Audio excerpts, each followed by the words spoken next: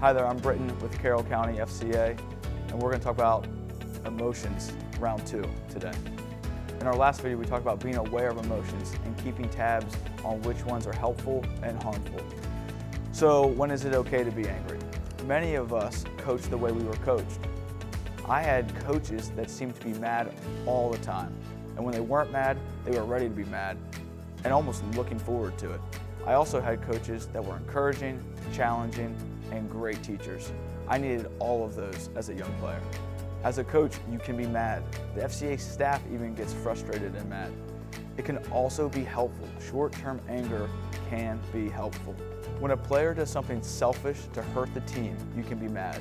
The key is that it has to be short-term. And anytime there is social injustice happening on the team, you have permission to use short-term anger. Social injustice is when someone hurts the team with acts of selfishness or treating other people in a degrading way. For example, it could be skipping class, lying about GPAs when you need to be eligible, or being a jerk to a teammate or classmate because of how they look or where they live or how much money their family has or how they dress. As coaches, we have to live out an example for our student athletes. When we get angry with a player, it must be short-term and for social injustice, not poor performance. We also have to understand the magnitude of our influence.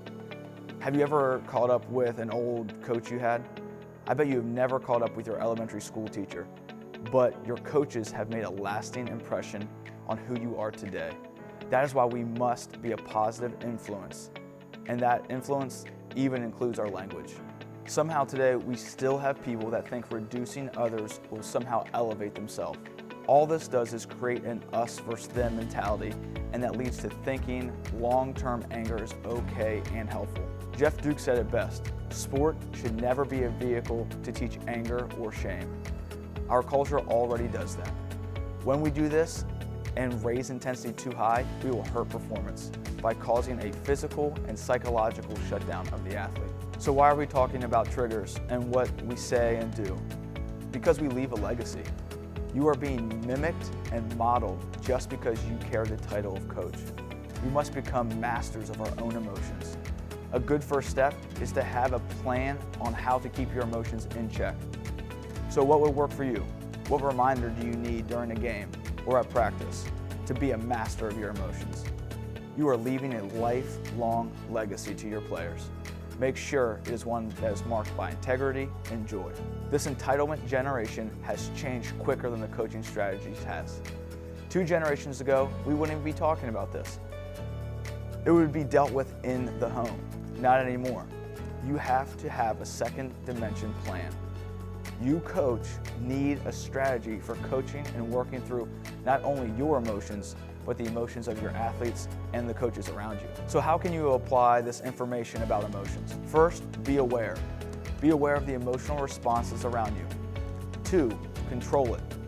Know when to play it up and when it's time to shut it down. And 3, practice. Look for cues and try it at home and at work and in casual situations as well as on the field. My goal is that your players will say, I had fun and coach cares for us.